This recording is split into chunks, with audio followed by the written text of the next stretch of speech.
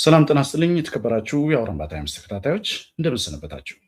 ዛሬም እንደተለመደው አጫጭር መረጃዎች ወደ እናንተ የምናቀርብበት ፕሮግራም ላይ ተገናኝተናል። ዛሬ በጣም በርካታ መረጃዎች ናቸው ያሉን። ምናልባት እያንዳንዱ መረጃ ሰበር ዜናም የሚገኝበት መረጃ ነው። ግን ደግሞ የሚኖረን የቆይታ ጊዜ እንደምናቀርበው የመረጃ ብዛት ሳይሆን ያው አጠር ያለ ነው የሚሆነው። ብዙ ጊዜ ተመልካቾች ከ20 እና ከ25 ደቂቃ በላይ አናቆያችሁ። ወደ ዝርዝር መረጃ ከመግባታችን በፊት ሀሳባችን ሰብሰብ ለማድረግ እችን መሸጋገሪያ ሙዚቃ እንጋብዝ።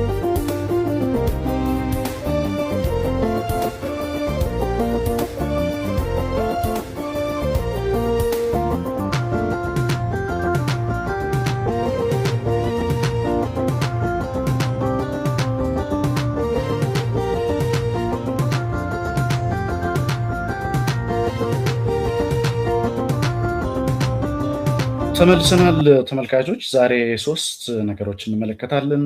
የመጀመሪያው ትግራይ ውስጥ ስውር ተቋማት አሉ በሚል ትግራይ ላይ ስላሉ ወይም ደግሞ ስውር ተቋማት ብለን የገለጽናቸው እነማን እንደሆኑ እነጋገራለን። ስውር ተቋማት ያልንበት ምክንያት አደረጃጀታቸው አይታወቅም፣ ህጋዊ መሰረት የላቸውም፣ ተጠያቂነት የለባቸውም። ምክንያቱም ህጋዊ አደረጃጀትና ተጠሪነት የለም። ይሄ ትራንስፓረንሲ አካውንታቢሊቲ የሚባል ነገር ከአመሰራረታቸው ጀምሮ ስለሌለ ነው። እንግዲህ ተመልካቾች በብዙ ውስብስብ ውሳኔዎች ላይ ግን ይሳተፋሉ እነዚህ ተቋማት። የክልሉ ፕሬዚደንት የፕሬዝደንትነት ስልጣንም ጭምር የሚነጥቁ ናቸው እነዚህ ተቋማት። ምን ምን እንደሆኑ ወይም ደግሞ ከፕሬዚደንቱ ምን ምን ስልጣኖች እንደሚነጥቁ ወደ በኋላ ላይ የምናብራራላቸው ነው የሚሆነው። እነዚህ ተቋማት እነማን ናቸው? ማን ይመራቸዋል? ለምን ዓላማ ነው የተቋቋሙት? የሚለው በዝርዝር የምናብራራው ነው የሚሆነው። ምናልባት እሱን ካብራራን በኋላ ከእሱ ጋር አያይዘን አሁን ክልሉን በሚያስተዳድሩ በጀነራል ታደሰ ላይ እነዚህ ተቋማት ምን ተጽዕኖ አላቸው? ያው ቀደም ብዬ እንደገለጽኩት ስልጣን የመሻማት ዓላማ አላቸው። ከዛ ባሻገር ግን ከዛም ገዘፍ ያለ ሌሎች አደጋዎችም እንዳሉ ተረድተናል። እነሱ ምን ምን እንደሆኑ ዘርዘር አድርገን የምናቀርበው ይሆናል። እነዚህ ተቋማት ከመቼ ጀምሮ በፕሬዝደንቱ ላይ ተጽዕኖ ማሳደር እንደጀመሩ፣ ከመቼ ጀምሮ ግንኙነታቸው እየተካረረ እንደመጣ ማለት ከፕሬዝደንቱ ጋር በአሁኑ ሰዓት ምን ደረጃ ላይ እንዳሉም ጭምር በስፋት የምናብራራ ይሆናል። ይህንን ካብራራን በኋላ 3ኛ ነጥብ እነዚህ ጫናዎች ጀነራል ታደሰን ምን አይነት ውሳኔ ላይ እንዳደረሷቸው በዝርዝር እሱንም እንመለከታለን። አሁን ትግራይ ላይ ሊደርስ የሚችል ከዚሁ ጋር ተያይዘው ማለት በዚህ ምክንያት በሚፈጠር ሰጥ አገባ ምክንያት ትግራይ ላይ ምን ሊደርስ ይችላል፣ ምን አይነት ሰጥ አገባ አለ፣ እሱስ ምን መዘዝ አለው የሚለውንም ጭምር እናብራራለን። በዚህ የአቀራረብ ሂደት ውስጥ በእያንዳንዱ ስብሰባ ምን እንደተከሰተ የጀነራሉ የመጨረሻ ውሳኔ ምን እንደሆነ ምናልባት ከዚሁ ጋር ተያይዘው ማለት ነው ሰፋ አድርገን ህዝብ እንዲያውቀው እናደርጋለን። ተመልካቾች ወደ ዝርዝሩ እንገባለን። ዛሬ ተመልካቾች ዛሬ መጋቢት 3 2018 ዓ.ም ነው። ጀነራል ታደሰ ወደ ስልጣን ከመጡ 11 ወር ከ3 ቀን ሆኗቸዋል ዛሬ። ያ ማለት 27 ቀናት ይቀሯቸዋል። እንግዲህ እንደምታስታውሱት ተመልካቾች ለ1 ዓመት ነው የተሾሙት ጀነራል ታደሰ። ምናልባት ይሄ ብዙዎቻችሁ የምታስታውሱት ቀደም ሲል በአቶ ጌታቸው ጊዜ የነበረው የ2 ዓመት ነው የጊዜያዊ አስተዳደር የስልጣን ዘመን 2 ዓመት ነው የነበረው። ብዙ ጊዜ አብራርተነዋል ከዚህ በፊትም። ይሄ ነገር ከ1995 ዓ.ም ጋምቤላ ላይ ከተከሰተው ክስተት በኋላ ነው እንደዚህ አይነት ክልሎች ውስጥ እንደዚህ አይነት የስልጣን ክፍተት ሲያጋጥም የክልል ምክር ቤቶችም ሲፈርሱ ያው የራስን እድል በራስ የመወሰን ወይም ራስን በራስ የማስተዳደር መብት ጥያቄ ውስጥ ሲገባ ፌዴራል መንግስት እድል ይኖረዋል ጣልቃ ገብቶ አስተዳዳሪዎችን ለመሾም። ይህ ለመጀመሪያ ጊዜ በ1995 ዓ.ም ነው ጋምቤላ ላይ የተጀመረው። ከዛ በኋላ እንግዲህ ለ2 ዓመት እንደ አስፈላጊነቱ አንድ ክልል ፌዴራል መንግስት ጣልቃ እየገባ 2 ዓመት በጊዜያዊነት አስተዳዳሪዎችን ይሾማል። እንግዲህ የአሁኑ ለየት የሚለው ትግራይ ላይ ምንድነው? የ2 ዓመቱ አቶ ጌታቸው ረዳ ከጨረሱት በኋላ አዋጁ መሻሻል ነበረበት። ስለዚህ 2 ዓመቱ ከተጠናቀቀ በኋላ ለ1 ዓመት ይራዘማል። ከዛ በኋላ ደግሞ በፌዴሬሽን ምክር ቤት አፈ ጉባኤ ደግሞ እንዳስፈላጊነቱ ለ6 ወርም ለመጨረሻ ጊዜ ሊራዘም ይችላል የሚል ነው። ስለዚህ አሁን 27 ቀናት ይቀሯቸዋል ጀነራል ታደሰ ይህንኑ ተርም ለመጨረስ። ምናልባት ከዛ በኋላ የፌዴሬሽን ምክር ቤት አፈ ጉባኤ ለ6 ተጨማሪ ወራት ያራዝመዋል ወይ የሚለውን ነገር እሱ ወደፊት የሚታይ ነው የሚሆነው። ምናልባት ጀነራል ታደሰስ ፍላጎት አላቸው ወይ የሚለውንም በተለያየ መንገድ እሳቸውን ከሚቀርቡ ሰዎች የምንረዳው ነገር ብዙም ፍላጎት አይታይም። እሳቸው ጋር ያው ካለው ሰጣ ገባ አንጻር ካለው ንትርክ አንጻር ምን ምን እንደሆነ ያው በዝርዝር ስለምንመለስበት ነው። ጀነራል ታደሰ እንግዲህ 27 ቀናት ቀሯቸዋል። በተለይ ከጊዜ ወደ ጊዜ ከባድ ፈተና እየተቃረበ በመጣ ቁጥር ይሄ ስልጣን ዘመናቸው የሚያበቃበት ጊዜ እየተቃረበ ሲመጣ ግን ብዙ ፈተናዎች እየተጋፈጡ ነው። ጀነራል ታደሰ ወደ ስልጣን ከመጡ ከ5 ወራት ገደማ ጀምሮ ነው ይሄ ቀደም ብዬ በመግቢያ ላይ የገለጽኩት አንድ ተቋም የተመሰረተው። ይህ በጥቂት የህወሓት አመራሮችና አክራሪ የሰራዊት አዛዦች ሀሳብ አመንጭነት የተቋቋመው ተቋም ካውንስል ነው የሚባለው። ይህ ካውንስል ተመልካቾች ግልጽ ለማድረግ ያህል ከ45 እስከ 55 ድረስ ተለዋጭ አባላትም ስላሉት ከ45 እስከ 50 ድረስ አባላት አሉት። እነዚህ አባላት የህወሓት ማዕከላዊ ኮሚቴ እና ከሰራዊት የሚወከሉ ከ15 እስከ 20 የሚሆኑ የሰራዊት አባላት እና 45 የሚሆኑ የማዕከላዊ ኮሚቴ የህወሓት አባላት ናቸው። እነዚህ እንግዲህ አባል ሆነው የተቋቋመ ነው የተባለው ካውንስሉ። ይህ ነው እንግዲህ ካውንስል የሚባለው። ቀደም ብዬ የአመራረጥ ሂደት በምን ህግ በየትኛው የክልል ኮንስቲቱሽን እንደተቋቋመ አይታወቅም ብዬ ነበር። ሲምፕሊ ይህ ካውንስል የተቋቋመበት ዋናው ምክንያት ፕሬዚደንቱ የበላይ ጠባቂ ያስፈልጋቸዋል ወይም የበላይ አለቃ ያስፈልጋቸዋል ተብሎ በጥቂት የድርጅቱና የሰራዊት አመራሮች ውሳኔ የተመሰረተ ነው። ይህ ካውንስል ቀደም ብዬ እንደገለጽኩት የማዕከላዊ ኮሚቴ አባላትና ከ15 እስከ 20 የሚሆኑ የሰራዊት አባላት የአርሚ አዛዦች፣ የግንባር አዛዦች ያሉበት ስብስብ ነው። ይህ ካውንስል እንግዲህ 9 ስራ አስፈጻሚ አባላት ደግሞ መርጠዋል። ያው ቀደም ብዬ እንደገለጽኩት የአመራረጥ ሂደቱ ብዙም አሳማኝ አይደለም፣ ግን 9 ደግሞ አባላት አሉት፣ የስራ አስፈጻሚ አባላት። ይሄ ካውንስል ተብሎ የበላይ ጠባቂ ነገር ነው። ከዛ የተውጣጡ ደግሞ 9 አባላት ደግሞ ስራ አስፈጻሚ ሆነው ተቋቁመዋል ማለት ነው። እነዚህ በየጊዜው የሚገናኙ ናቸው። ይህም ቢሆን በምን የአመራረጥ ስርዓት፣ በምን ህግ፣ በምን የተጠሪነት ስርዓት የሚለው ነገር ያው መልስ የለውም። እነዚህ 9 ስራ አስፈጻሚ አባላት ያው በተደጋጋሚ ገልጸነዋል። ከህወሓት 3፣ ከሰራዊት 3፣ ከጊዜ አስተዳደር ደግሞ ያው ጀነራል ታደሰን አስገብተዋቸዋል። ግን ያው ለይስሙላ ነው ይሄ የስትራቴጂክ አመራር በሚል ነው ጀነራል ታደሰን ያስገቧቸው እንጂ በዋናነት ካውንስል ያነጣጠረው ጀነራል ታደሰ ላይ ነው። የጀነራል ታደሰ ስልጣን ያው ለመሻማት በሚል ነው ያ የተቋቋመው። ስለዚህ 3 ናቸው። ከህወሓት ሊቀመንበሩ ዶክተር ደብረጽዮን፣ ጽህፈት ቤት ኃላፊዋ ወይዘሮ ፈትለወርቅ እንዲሁም የስራ አስፈጻሚ አባሉ ዶክተር አብርሃም ተከስተ ናቸው የተወከሉት። ከጊዜ አስተዳደር ደግሞ ፕሬዚደንቱ ሌተናል ጀነራል ታደሰ እንዲሁም ምክትል ፕሬዚደንቱ አቶ አማኑኤል አሰፋ። አቶ አማኑኤል አሰፋ ባይዘው የህወሓት ምክትል ሊቀመንበር ናቸው። እዚህ ላይ ግን በህወሓት ነው እንግዲህ ተወክለው የሚመጡት እንደገና በድጋሚ ማለት ነው። ከዛ 3ኛው የክልሉ ሰላምና ጸጥታ ቢሮ ኃላፊ የሆኑት ሌተናል ጀነራል ፍስሐ ኪዳኑ ወይም ፍስሐ ማንጆስ ናቸው። ከዛ ከሰራዊት ደግሞ የግንባር አዛዦቹ ጀነራል ጆን መዲድ፣ ጀነራል ምግበ ኃይለ እና ጀነራል ወድም ቤተይ ወይም ኃይለ ስላሴ ግርማይ የሚባሉት ወታደራዊ አዛዥ ናቸው። እነዚህ 3 ከ3ቱም ተቋማት ተውጣጡ የተባሉ ናቸው። ግን ቤዚካሊ ስንመለከተው 4ቱም የህወሓት አባላት ናቸው፣ የህወሓት አመራሮች ናቸው። አንዱ በጊዜያዊ አስተዳደር ሊወከል ይችላል ወይም በቀጥታ ከህወሓት ሊወከል ይችላል። ግን ደግሞ ያው ዞሮ የህወሓት 4 አባላት አሉ። ከሰራዊት ደግሞ 4 አሉ። ያው አንዱ በጊዜያዊ አስተዳደር ስለሚወከል ማለት ነው ጀነራል ፍስሐ ማንጁስ። ከዛ በተረፈ እነዛም በጥንቃቄ ነው የተመረጡት። ያው ከህወሓት ጽህፈት ቤት ጋር የተናበበ አይነት አቋም እንዳላቸው ታስቦ የተቋቋመ ነው። ስለዚህ እነዚህ ናቸው 9 እንግዲህ ቅድም ከገለጽኩት ከ45 እስከ 50 ከሚሆኑት ካውንስል በሚል ከተቋቋሙት ውስጥ የተውጣጡ 9 አባላት እነዚህ ናቸው። እንግዲህ ከዛ በኋላ የፕሬዝደንቱ ስልጣን ወደ ካውንስሉ እንዲዞር አደረጉ። ስለዚህ የተወሰነ ሚና እንዲኖራቸው አደረጉ ፕሬዚደንቱ። ከዚህ ጀርባ ያው በዋናነት ስማቸው የሚነሳው አንድ ሰው አሉ። ይሄ ካውንስልም እንዲቋቋም ይሄ እንደዚህ አይነት ውጥንቅጥም እንዲመጣ የፈለጉት ዶክተር ደብረጽዮን ናቸው። ምክንያቱም ዶክተር ደብረጽዮን ከዚህ በፊት እንደገለጽ ነው ፕሪቶሪያ ፈርሰዋል፣ ወደ ፕሬዚደንትነት መመለስ አለብኝ የሚል ተደጋጋሚ ዘመቻ በማድረግ ነው የሚታወቁት። ስለዚህ አንዱ መንገድ ምንድን ነው? እሳቸው ናቸው ሊቀመንበሩ፣ የዚህ የካውንስሉ ሊቀመንበር። ስለዚህ ባይ ዲፎልት የፕሬዚደንቱ ስልጣን ወደ ካውንስሉ ዞረ ማለት እሳቸው ደግሞ የካውንስሉ ስራ አስፈጻሚ ሊቀመንበር ስለሆኑ ዞሮ ዞሮ በእሳቸው የእጅ አዙር እንዲመራ ነው ፍላጎቱ። እንግዲህ ከዚህ ነው የሚጀምረው ችግሩ ተመልካቾች። ስለዚህ የዶክተር ደብረጽዮን እጅ ረዘም ብሎ ይታያል። በዚህ በአመሰራረቱ ላይም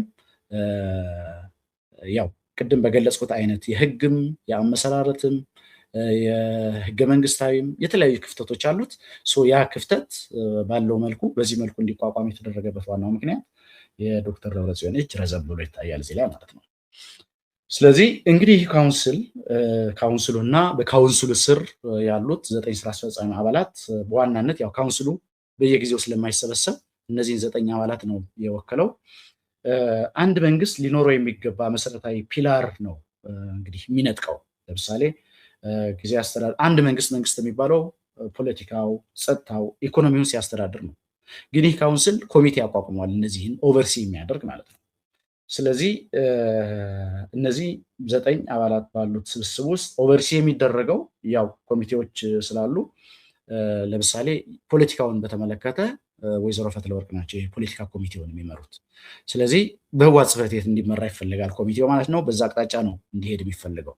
ጸጥታውን በተመለከተ ደግሞ ቀደም ብዬ እንደገለጽኩት በሰራዊት ተወክለው የመጡት ጀነራል ኃይለስላሴ ግርማይ ወይም ውድም በይታይ እሳቸው እንዲመሩት ነው ፍላጎቱ። ያው እስካሁን ተሳክቷል አልተሳካም የሚለውን ነገር ያው መሬት ላይ አልወረደም ሹመታቸው፣ ግን እንደዛ እሳቸው እንዲሆኑ ነው የሚፈልገው። ከዛ በተጨማሪ ኢኮኖሚን በተመለከተም ዲፕሎማሲ የሚልም አለ። ኢንተረስቲንግሊ ዲፕሎማሲ ደግሞ ዶክተር አብርሃም ተከስተ ናቸው። ዲፕሎማሲ አንድ ክልል እንደዚህ አይነት አደረጃጀት እንዴት ሊያቋቁም እንደሚችል አይታወቅም። ዞሮ ዞሮ ዲፕሎማሲ የሚባለው ያው በፌዴራል መንግስት ነው የሚደረገው። ግን ያው ትግራይ ላይ ያለው ሁኔታ አንዳንዱ ትንሽ ግራ የተጋባ ነገርም ስላለ ያው የጦርነት ማግስትም ያለ ክልል ስለሆነ እንግዲህ ዲፕሎማሲ የሚልም አለ። የዲፕሎማሲ የሚለውን የሚመሩት ዶክተር አብርሃም ተከስተ እንደሆኑ ሰምተናል። ይህንን እንግዲህ በዚህ መልኩ ከተቋቋመ በኋላ ፕሬዚደንቱ ከመጀመሪያ ጀምሮ ያው ቅሬታ ነበራቸው። ምክንያቱም በቀጥታ የእሳቸውን ስልጣን የሚነጥቅ ነው ማለት አለቃ ያስፈልግሃል ተብሎ ፕሬዚደንት ነህ ግን አለቃ ያስፈልግሃል ተብሎ ነው ላያቸው ላይ ይህ እንዲቋቋም የተደረገው።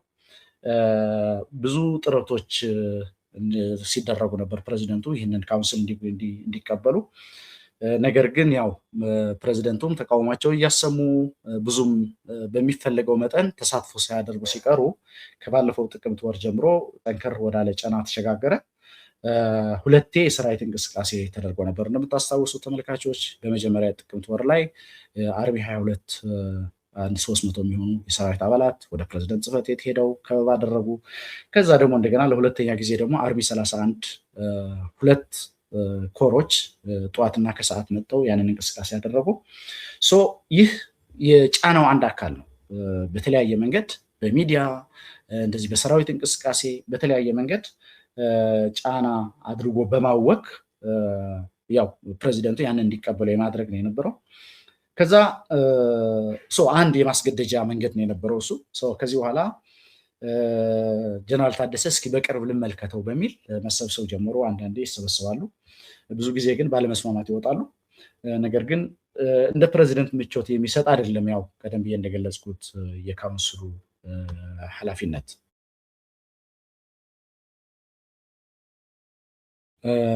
ስለዚህ ለምሳሌ አንድ ምሳሌ ሆኖ ሊነሳ የሚችል አንድ ነገር አለ እዚህ ላይ። የክልሉ ሰላምና ጸጥታ ቢሮ የሚያወጣቸው መግለጫዎች አሉ።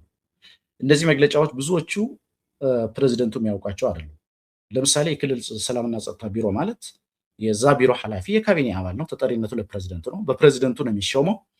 ነገር ግን ያ ቢሮ የሚያወጣቸው መግለጫዎች ፕሬዚደንቱ ለምሳሌ ትላንት የወጣው መግለጫ በጣም ግራ የተጋባ መግለጫ ትላንት ወጥቶ ነበር። አሁን መግለጫው አስፈላጊ ነው አይደለም ሌላ ጉዳይ ነው፣ ግን አሰራር በተከተለ መንገድ ነው መሆን ያለበት ማንኛውም አሰራር። ትላንት የወጣው አንዱ መግለጫ ፕሬዚደንቱ መረጃ እንደሌላቸው ነው አውራምባ ታይምስ ለማወቅ የቻለው። ስለዚህ እንዲህ አይነት አካሄዶች አሉ። ኢቭን ለምሳሌ ፕሬዚደንቱ ሳያውቁት የክልሉ የመንግስት ኮሚኒኬሽን ጽሕፈት ቤት መግለጫ ሊያወጣ አይችልም። ምክንያቱም በጊዜ አስተዳደሩ ስር ያሉ ተቋማት የሚያወጧቸው የሚያደርጓቸው ነገሮች የራሳቸው የሆነ የሃይራርኪ ሰንሰለት ተከትለው ነው የሚሄዱት። ግን ይህ ሰላምና ጸጥታ የሚባለው ተቋም አንዳንዴ እኩለ ሌሊት መግለጫ ያወጣበታል፣ አንዳንዴ መመካከልም ሳያስፈልግ ተንኳሽ የሚባለው አይነት ተንኳሽ ነሴንስ ያው ፌዴራል መንግስት በኩል ችግሮች የሉ ማለት አይደለም፣ ግን እዛ ጋር የሚወጡ መግለጫዎች ብዙ ጊዜ ጥያቄ ይነሳባቸዋል የሚል ነው።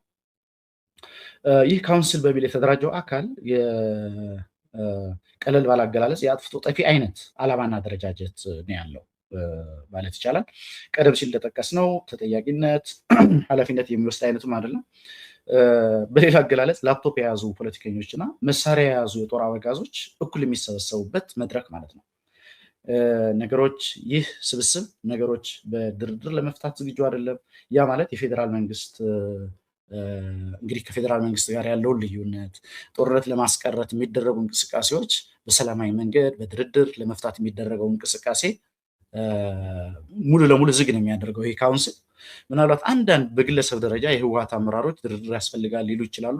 ነገር ግን ይህ ካውንስል ደምድሞ ነው ከመነሻው ጀምሮ ደምድሞ ድርድር የሚባል ነገር አያስፈልግም የሚል አማራጭ የሚከተለው።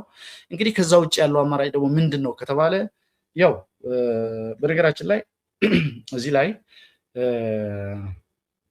የፌዴራል መንግስት አሉታዊ ሚናም የሚዘነጋ አይደለም። ይህንን ካውንስል ህዝባዊ ዓላማ ያለው እንዲመስል ፌዴራል መንግስት ትልቅ አስተዋጽኦ አድርገዋል። ምክንያቱም ፌዴራል መንግስት ያልመለሳቸው ጥያቄዎች እንደ ግብአት ይጠቀማል ይሄኛው ካውንስል። ለምሳሌ የተፈናቃዮች አለመመለስ፣ የትግራይ የግዛት አንድነት። ለምሳሌ ከሁለት በላይ ዞኖች የትግራይ ዞኖች በትግራይ አስተዳደር ስር አይደለም ያሉት።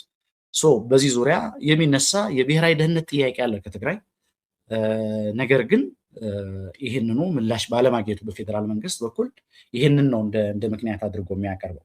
ከዛ በተጨማሪ ከቅርብ ጊዜ ወዲህ ደግሞ ያው ብዙ ጊዜ የምንገልጻቸው አሉ። ይሄ የነዳጅ ክልከላ፣ የድጎማ ባጀት መከልከል፣ የመድኃኒት እና የትምህርት ግብአቶች መከልከል፣ እነዚህ ነገሮች የፌዴራል መንግስት አሳዛኝ እርምጃዎች ናቸው።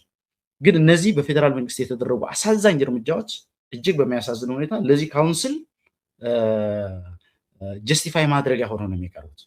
ኦልሞስት እንደ ነዳጅ ነው የሚጠቀምባቸው ካውንስሉ። ምክንያቱም ጦርነት አያስፈልግም፣ ነገሮች በድርድር ይላቁ፣ እንደዚህ ይሁን ምናምን ሲባል የዚህ ካውንስል አመራሮች ወይም ደግሞ ይህ ካውንስል መቋቋም አለበት ያሉት አርክቴክቶች ብዙ ጊዜ የሚያነሱት ጥያቄ ምንድን ነው?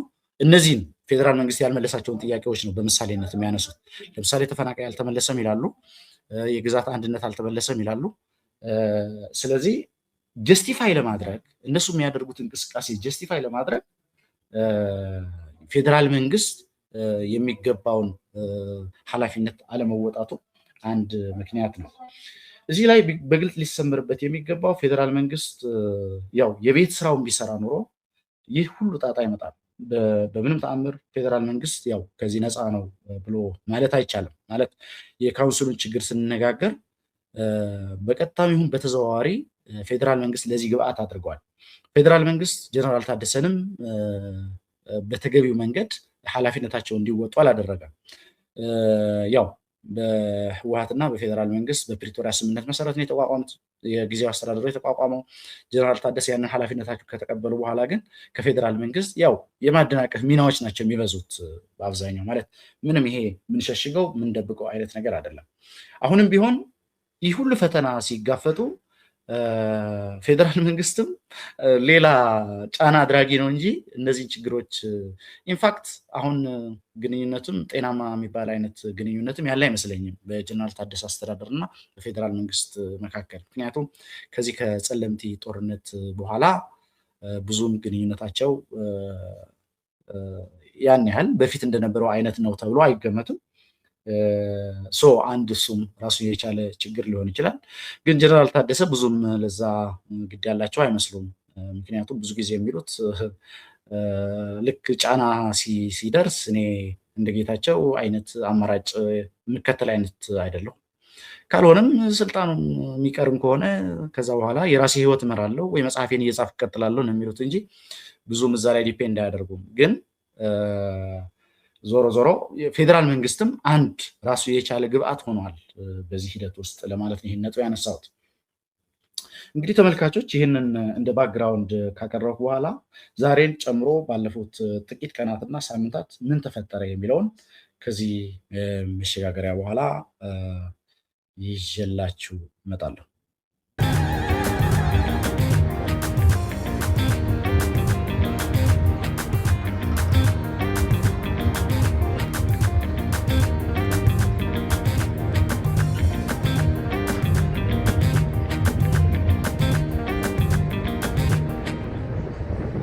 ተመልሰናል ተመልካቾች። ቀደም ብለን የዘረዘርነው ጉዳይ ግምት ውስጥ እንግዲህ ስናስገባ ሰሞኑ የነበሩ ሁኔታዎች ምንድን ናቸው የሚለውን ቀጥለን ለምንመለከተው ጉዳይ መነሻ ይሆኑናል ማለት ነው። ጀነራል ታደሰ ከመጀመሪያ ጀምሮ ይህ ካውንስል ህገወጥ እንደሆነ፣ ትግራይ አሉኝ የምትላቸው ጥያቄዎች ለመመለስ ዓላማ ያለው ወይም ደግሞ ይህንን ሊያሳልጥ የሚችል ካውንስል እንዳልሆነ፣ ከዛ ይልቅ የባሰ ትግራይን ችግር ውስጥ የሚከት እንደሆነ ነው ሁሌ ሀሳብ እያቀረቡ በልዩነት የሚወጡት። ትግራይ ያሉ ችግሮች ምንም እንኳን በፌዴራል መንግስት ብዙ ያልተመለሱ ጥያቄዎች ቢኖሩም እስከ መጨረሻ እድሉን እንመልከት። ምክንያቱም ወደ ጦርነት ሲገባ እንግዲህ ተፈናቃይ የሚመልስ አይነት ስለመሆኑና ስላለመሆኑ እርግጠኛ መሆን አይቻልም። ጦርነቱ አይደለምና ጦርነት ውስጥ እነዚህ ተፈናቃዮች ሊመልስ አሁን ገና ለገና ጦርነት ይከፈታል በሚል ከርዕሰ ከተማዋ ከመቀለ ስንት ሰው እየወጣ እንደሆነ እያየን ነው። ዛሬ አልጀዚራ ይዞት የወጣው መረጃ የሚያሳየው ያንን ነው። በርካታ ዜጎች በተለይ ወጣቶች ትግራይን ለቀው እየወጡ ነው። ስለዚህ ገና ለገና ጦርነት ይመጣል በሚል ነው ለቀው እየወጡ ያሉት። ስለዚህ ጦርነት ደግሞ ከተከፈተ መቀለም ሴፍ አትሆንም። ስለዚህ ከዛ አንጻር በተቻለ መጠን ችግሮች ቢኖሩ ብዙ የሚመር ነገርም ቢኖር በሰላምና በውይይት በድርድር ለመፍታት ጥረት እናድርግ የሚል አማራጭ የሚያቀርቡት ለዛ ነው። ከዛ በተደጋጋሚ ግን ይሄ መደማመጥ እየጠፋ ሲመጣ ጀነራል ታደሰ ከቅርብ ጊዜ ወዲህ ስብሰባዎችን በግልጽ ቦይኮት ማድረግ ጀመሩ። ውሳኔዎች ተፈጻሚ አለማድረግ፣ በዚህ ካውንስል በሚባለው የሚወጡ ውሳኔዎችን ተፈጻሚ አለማድረግ፣ የካውንስሉ ምክረ ሀሳቦችን እንደ አማራጭ አለመውሰድ፣ ከዛም ባለፈ የዚህ ስብስብ አካሄድ በግልጽ መቃወም ጀመሩ። ጀነራሉ እዛ ውሳኔ ይድረሱ እንጂ ይህ የፖለቲኮ ሚሊተሪ ኦሊጋርኪ ግን ለብቻው እየተሰበሰበ ደግሞ አንዳንድ ውሳኔዎች መወሰን ቀጠለ ማለት ነው ከዚህ በኋላ። ስለዚህ አንዳንድ ውሳኔዎች መወሰን ሲጀምር ጀነራሉ አቋማቸውን ለዶክተር ደብረጽዮን ግልጽ አደረጉ። አውራምባ ታይምስ ባለው መረጃ ዛሬ ጠዋትም ከዶክተር ደብረጽዮን ጋር ተገናኝተዋል ጀነራል ታደሰ። አቋማቸውን ግልጽ አደረጉ። ስለዚህ ምንድን ነው የጀነራሉ አቋም የሚለው ይህ አይነቱ በካውንስል በሚባለው ህጋዊነት የሌለው አይነት አመሰራረት ባለው የሚደረገው የእውር ድንብር አካሄድ ትግራይን ዋጋ እንደሚያስከፍላት፣ ከዚህ በኋላ የሚደረግ ማንኛውም እንቅስቃሴ መዘዝ እንዳለው እሳቸው ማለት ጀነራል ታደሰ የአቶ ጌታቸው አይነት ምርጫና ውሳኔ ይወስናሉ የሚባለው ተስፋና ህልም እናንተ ጋር ካለ ይህ እንደማይፈጸም ልታውቁት ይገባል በሚል አቋማቸው ግልጽ አድርጓል። ከዚህ በኋላ በዚህ መሰሉ ያልተገባ አካሄድ እና በዚህ የስሌት ስህተት ምክንያት በአመራሮቹ መካከል ችግር ተፈጥሮ ሌላ አይነት ትራጀዲ ቢፈጠር፣ አሳዛኝ ክስተት ቢፈጠር የዚህ ህገወጥ ካውንስል እና ይህ ህገወጥ ካውንስል እንዲመሰረት ሀሳብ አመንጪ የሆኑ አካላት ኃላፊነት ነው የሚሆነው ብለዋል። ምንም አይነት አማራጭ በምንም አይነት ሁኔታ ከቁጥጥር ውጭ የሆኑ እንቅስቃሴዎች ቢደረጉ እንግዲህ እነዚህ ጀነራሎችም ሊሆን ይችላል፣ የፖለቲካ አመራሮችም ሊሆን ይችላል፣ አሁን ከዚህ በኋላ ወዴት ያመራል የሚል ትንሽ ስለሚያሰጋ ህዝብ ማወቅ አለበት በሚልም ጭምር ነው እያንዳንዱ እንቅስቃሴ ከዚህ በኋላ ያለው በጥንቃቄ ነው መደረግ ያለበት።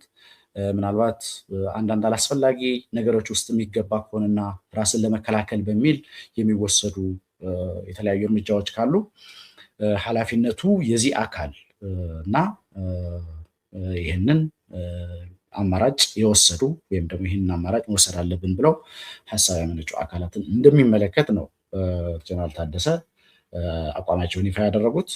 በዚህ መንገድ በተለይ የኃይል የሚመስል አይነት አማራጭ ማንንም እንደማይምር፣ በዚህ መንገድ ማንም እንደማይተርፍ አቋማቸውን ግልጽ አድርጓል። ከዚህ በኋላ የሚፈጠር ማንኛውም ችግር የካውንስሉና በስልጣን ፍቅር ምክንያት ካውንስሉን የመሰረቱ ኃላፊዎች ኃላፊነት እንደሚወስዱ ዛሬ ለዶክተር ደብረጽዮን ግልጽ አድርገውላቸዋል ጀነራል ታደሰ። ይህ የጀነራሉ አቋም ህዝብ እንዲያውቀው በዚህ ሚዲያ አማካኝነትም ይፋ እንዲደረግ የተደረገው በዚህ ምክንያት ነው። ተመልካቾች እንግዲህ አሁን ያለው ሁኔታ እጅግ ያሳዝናል። ያው ትግራይ ብዙ ችግሮች ናቸው ያሉባት። በዚህ ሁሉ ችግሯ መሀል እንግዲህ እንደዚህ አይነት ኢንዘኔም ኦፍ ማለት ፐብሊክ ኢንተረስት በሚል ነው። ግን ማለት የፐብሊክ ኢንተረስት አይደለም መነሻ፣ ብዙ ጊዜ እንደምንለው ኢንዲቪጁዋል ኢንተረስት ነው። ያው ግን ፌዴራል መንግስት ያልመለሳቸው ጥያቄዎች በግብአትነት ይጠቀሙና ያንን ነገር ያደርጋሉ። ፌዴራል መንግስትም ያንን ነገር ለማድረግ ፈቃደኛ አይደለም። ስለዚህ ያው እዚህ ሁኔታ ውስጥ እዚህ ደረጃ ላይ ተደርሰዋል ማለት ነው። ይህንን መረጃ ለማጋራት ነው የመጣ ነው። አብራችሁን ስለቆያችሁ እናመሰግናለን። በቀጣይ ሌሎች መረጃዎች ይዘን እንቀርባለን። ሰላም።